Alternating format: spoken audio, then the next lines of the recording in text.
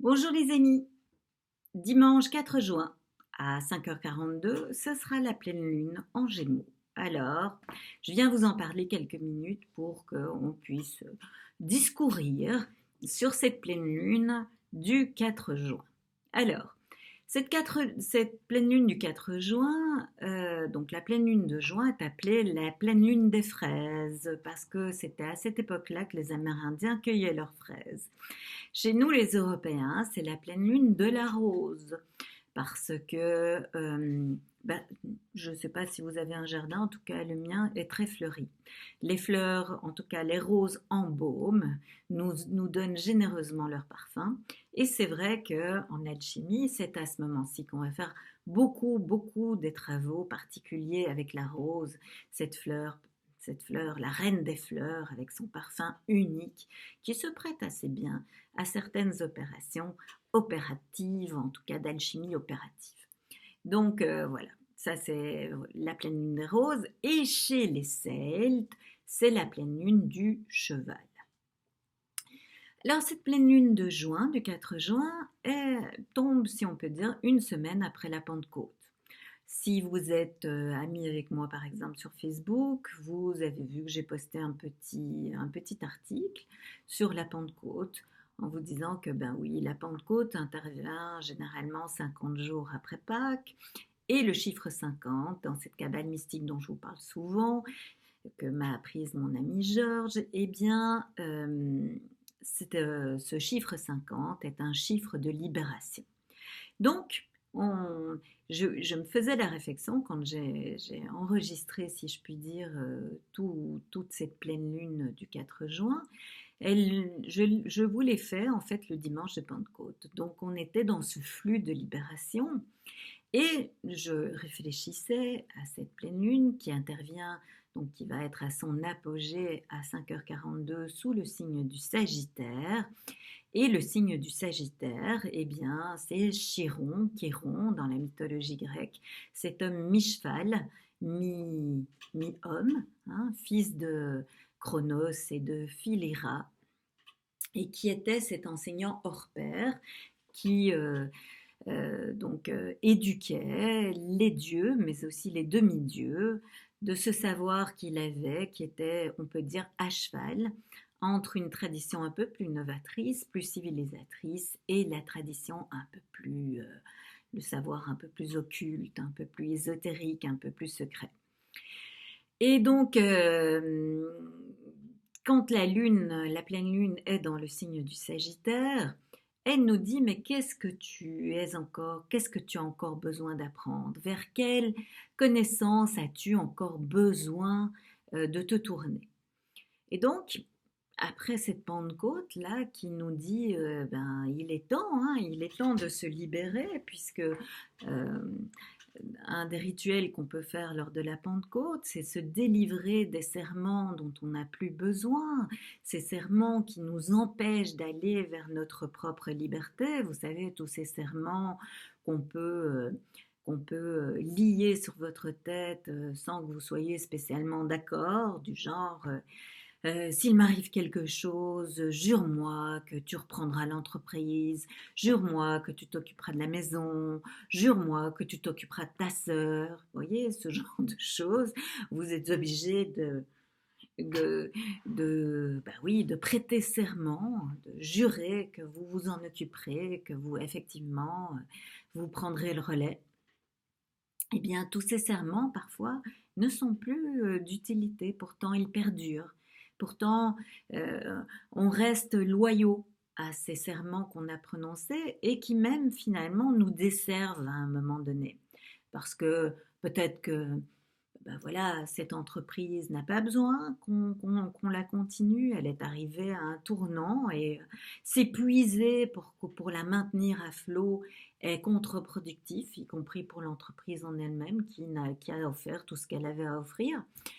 S'occuper de votre sœur, ben peut-être qu'elle sait s'occuper toute seule d'elle-même et que euh, ce, ce serment qui fait que vous lui portez une attention accrue finit par lui être insupportable. Vous voyez, donc finalement, il y a des serments qui nous desservent plutôt qu'ils nous servent. Même si on est quelqu'un sur qui on peut compter, quelqu'un qui a le respect de la parole donnée, eh bien, il y a des serments qu'on peut rendre, si on peut dire, à la personne qui nous les a liés, si on peut dire. Et donc, cette pleine lune du Sagittaire nous demande un peu, ben, qu'est-ce que tu as appris peut-être de tous ces serments qu'on avait noués sur ta tête sans que tu sois spécialement d'accord.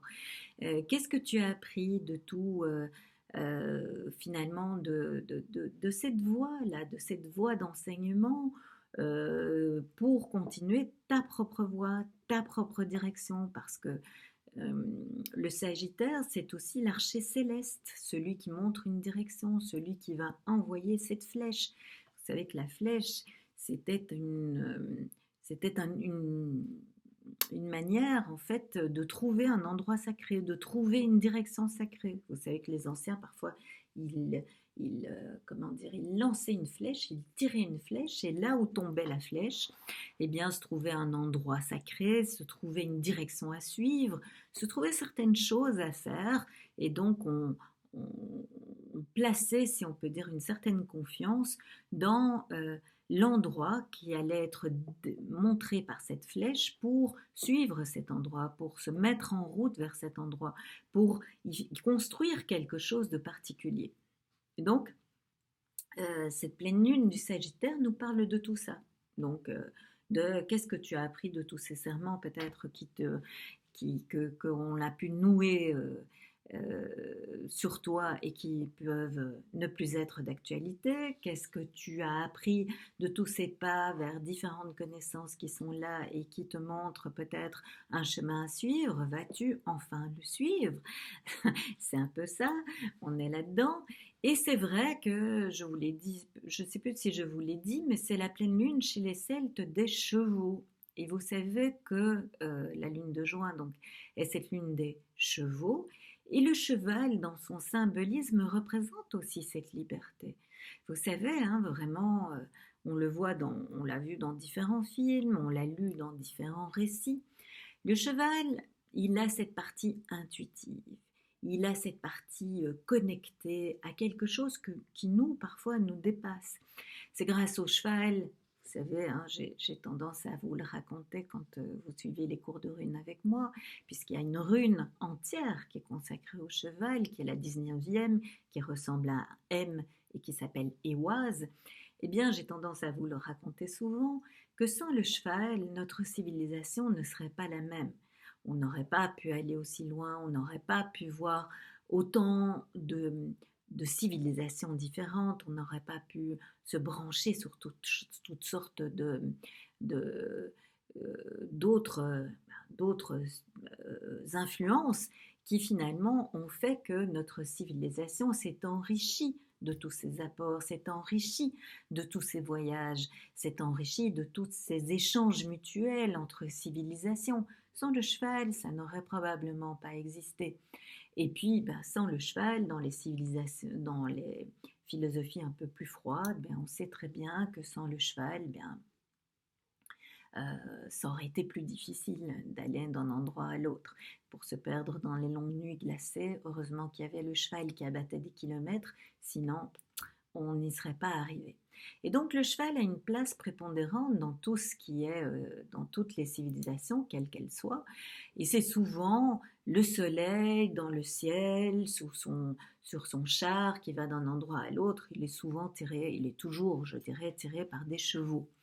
Même Odin, quand il va d'un monde à l'autre, eh bien, il est sur son cheval à 8 pattes, Sleipnir, et ce cheval à 8 pattes lui permet d'aller de monde en monde autour du multivers. Et donc, c'est pour ça que aussi le cheval a souvent une fonction psychopompe, c'est-à-dire qu'il amène les gens d'un monde à l'autre. Et ça, c'est très intéressant quand on va faire certains rituels à cette pleine lune de juin, c'est de peut-être s'appuyer sur ce côté psychopompe, sur ce côté du cheval psychopompe, sous le signe du Sagittaire, pour justement nous permettre, après cette libération des serments, après ce côté libération qu'on a envie d'aller toucher du doigt, de se remettre donc en route sur notre propre voie, d'aller toucher peut-être ce côté d'autres réalités que pourrait nous faire entrevoir le cheval. Donc, c'est pour ça que, ben oui, je vous propose pour le rituel de cette pleine lune de juin 2023, du 4 juin 2023 à 5h42, peut-être de vous mettre dans une profonde relaxation que je vais induire là pendant 3-4 minutes.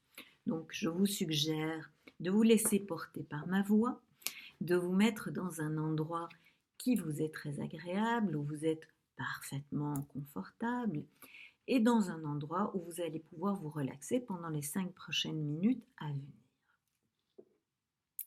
Alors quand c'est fait, donc, que ce soit assis, que ce soit couché, que ce soit où vous voulez, mais du moment que ce soit bien confortable pour vous, je vous conseille de suivre ma voix et de vous relaxer. Et donc à partir de ce moment-là, vous prenez quelques profondes respirations.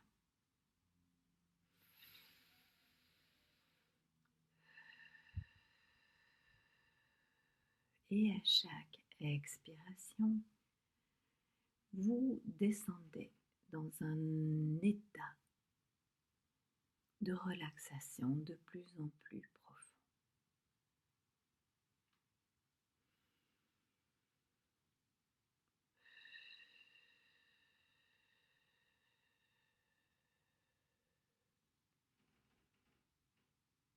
À chaque expiration, vous êtes de plus en plus détendu.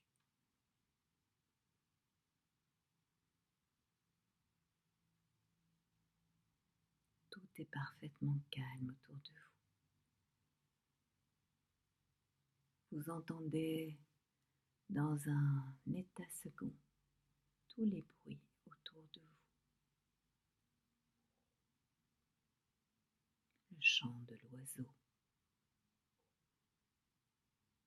la voiture qui passe.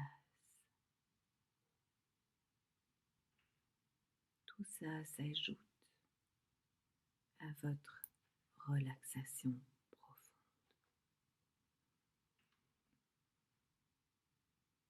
C'est alors que vous percevez une petite brume tout autour de vous.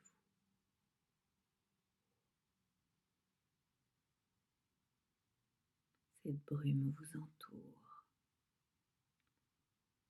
renforçant cet état de relaxation profond.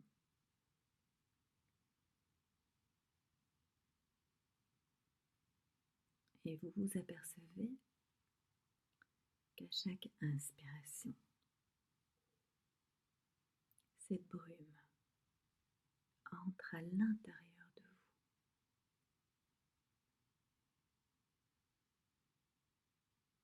se dirigeant aux pieds,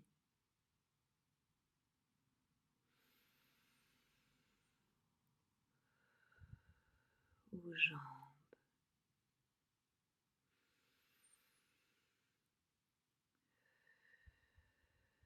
au bassin,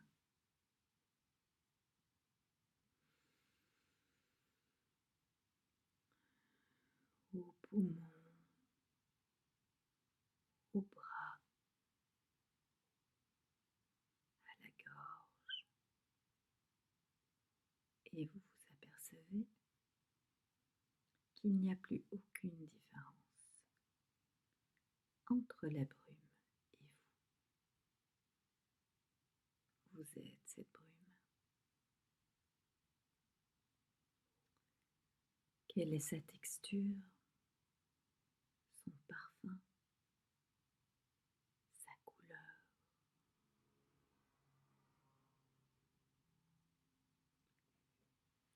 Et cette brume vous transporte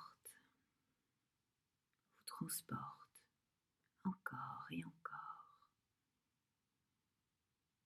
vous faisant passer par des tas de paysages familiers, jusqu'à vous déposer sur une île magnifique.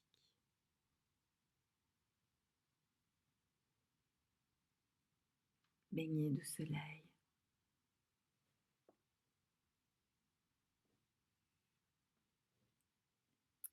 Et la brume se retire de vous.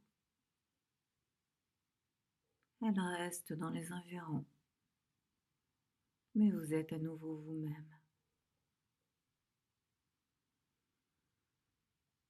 Et c'est alors que vous voyez un magnifique cheval blanc arriver vers vous.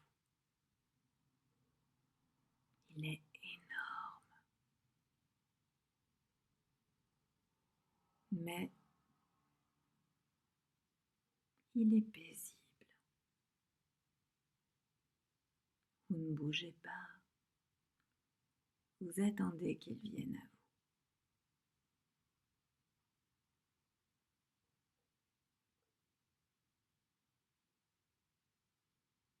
Vous mettez la main sur ses naseaux. Votre tête contre son cou.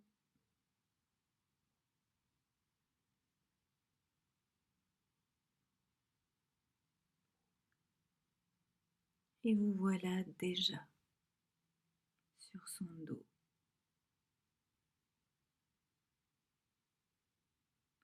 Vous êtes parfaitement en équilibre.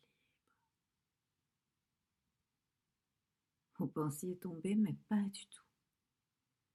C'est comme si vous faisiez partie de ce cheval qui, au départ,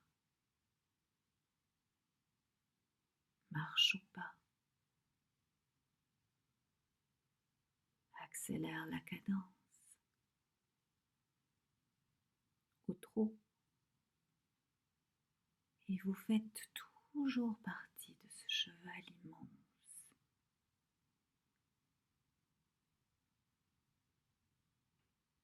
Et c'est le galop magnifique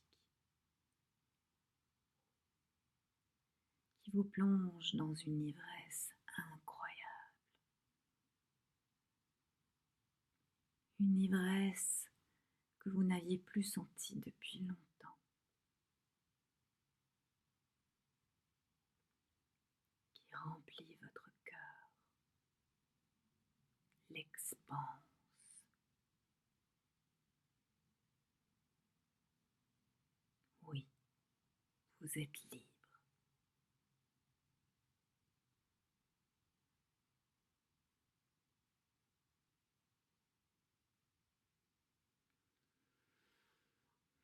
Profitez encore de cette sensation incroyable.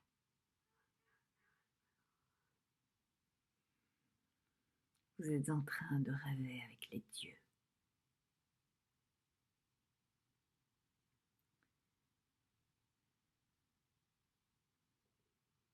Puis petit à petit, le cheval ralentit et sa course s'arrête à l'endroit où vous l'aviez commencé.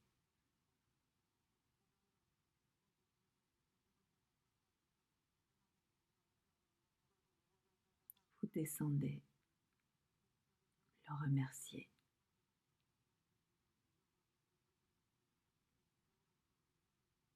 Et votre ami la brume vous reprend, vous ramenant encore et encore à travers ces paysages connus,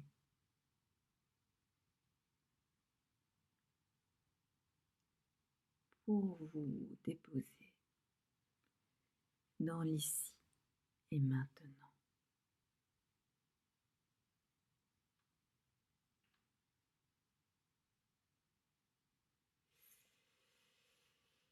Petit à petit, vous reprenez de grandes respirations qui vous font être plus présent à votre corps à chaque expiration.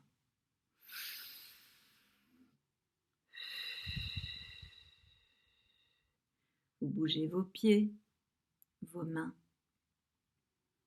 votre tête, Vous bougez pour sentir que votre corps est là et que vous êtes bien revenu. Et quand vous vous sentez bien dans l'ici et maintenant, vous ouvrez vos yeux avec ce sentiment d'ivresse, de liberté que ce beau cheval vous a fait toucher. Et ce sentiment d'ivresse et de liberté qui vous a fait rêver avec les dieux, pour que vous vous en souveniez longtemps, vous pouvez, pendant quelques jours, si on peut dire, l'amarrer à votre corps en dessinant sur votre poignet gauche un joli petit M, qui est cette fameuse 19e rune. Vous n'y touchez plus. Et jusqu'à ce que vous preniez votre douche, jusqu'à ce que ça s'efface naturellement, la rune éoise ancrera ce sentiment de liberté et d'ivresse pendant les quelques jours qui seront là pour que vous vous en souveniez, que ça pulse à l'intérieur de vos cellules. Alors je vous souhaite une belle lune de juin et puis à très bientôt. Je vous embrasse, portez-vous bien.